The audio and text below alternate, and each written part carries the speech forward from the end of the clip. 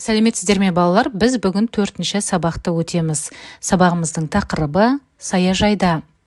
Здравствуйте, ребята, сегодня у нас 4-й урок. Тема урока на даче. Ребята, саяжай – это дача. В этом уроке ты научишься задавать вопросы к словам, написанным черным цветом, и отвечать на вопросы по тексту. Жаңа сөздер, новые слова, көшет, саженец, жеміс ағаштары, плодовые деревья, саяжай, дача, арам шөп, сорняк. Бірінші тапсырма, тыңда, сұрақтарға жауап бер. Первое задание – послушай и ответь на вопросы. Ребята, внимательно слушайте текст. Көктем келді, наступила весна. Атам екеуміз саяжайға бардық. Мы с дедушкой поехали на дачу. Саяжай қаланың шетінде орналасқан. Дача расположена на окраине города. Саяжайда адамдар бақша жұмыстарымен айналысады. На даче люди занимаются садово-огородными работами. Атам көшет отырғызды. Дедушка посадил саженец.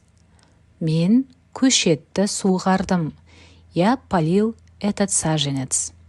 Теперь, ребята, вы должны ответить на вопросы. Сұрақтарға жауап беріңіздер.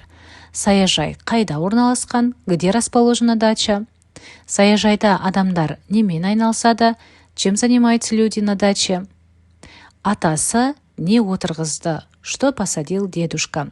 Ребята, работайте самостоятельно, вставьте видео на паузу, позже включите обратно, чтобы проверить примерный ответ.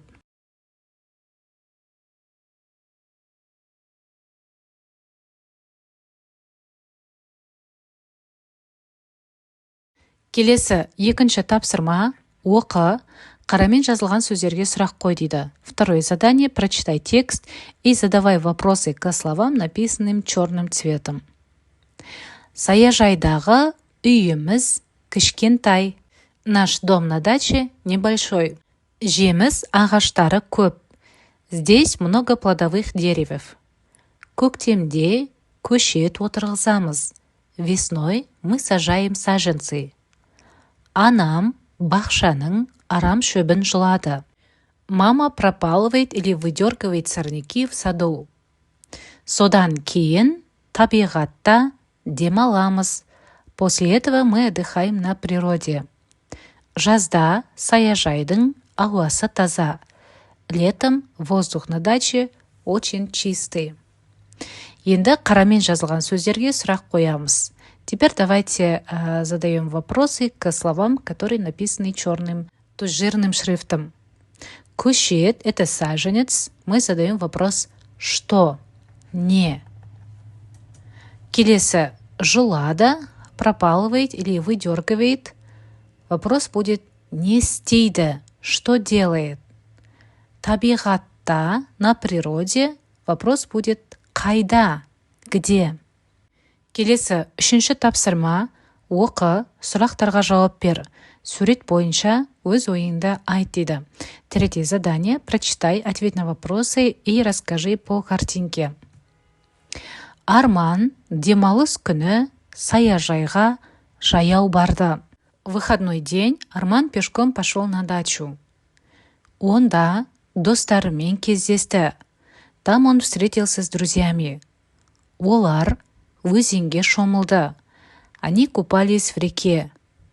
Өзеннің терең жеріне барған қауіпті. Опасно заходить в глубокие места реки. Балалар қауіпсіздік ережесін сақтады. Дети соблюдали правила безопасности.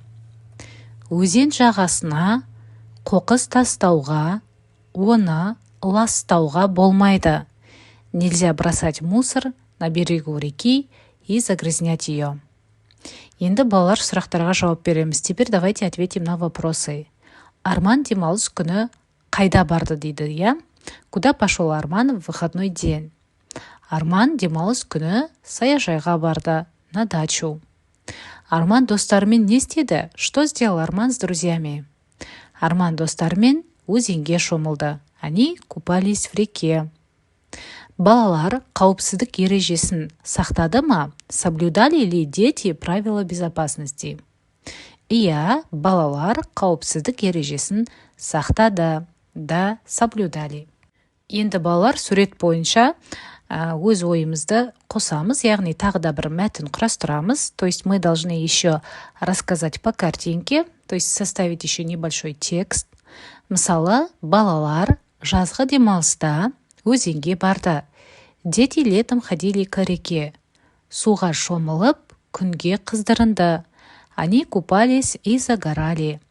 Балалар өзен жағасын ластауға болмайтынын біледі. Они знают, что нельзя загрязнять берег реки. Сондықтан олар қоқыстарды жинап қойды. Поэтому собрали мусор. Балалар уақыттарын көңілді өткізді. Дети весело провели время. Ребята, вот таким образом вы можете составить другой текст. Келесі төртінші тапсырма сурет бойынша бірнеше сөйлем құрап жаз дейді. Четвертое задание. По картинке составь несколько предложений. Балалар, суретке мұқият қараңыздар. Внимательно посмотрите на картинку. Қандай сөйлемдер құрастыруға болады, иә? Какие предложения можно составить? Мысалы, Әлібектің кішкентай күшігі бар. У Әлібека есть маленький щенок. Ол күн сайын күшігімен серуендеуге шығады. Каждый день он выходит на прогулку со щенком. Әлібек күшігін жақсы көреді. Әлібек очень любит своего щенка. Әлібектің күшігі сүйкімді, қарала түсті. Щенок у него милый, черно-белый. Ребята, вот таким образом составьте еще другие предложения. На этом наш урок закончен. Келесі сабақта кездескенше сау болыңыздар.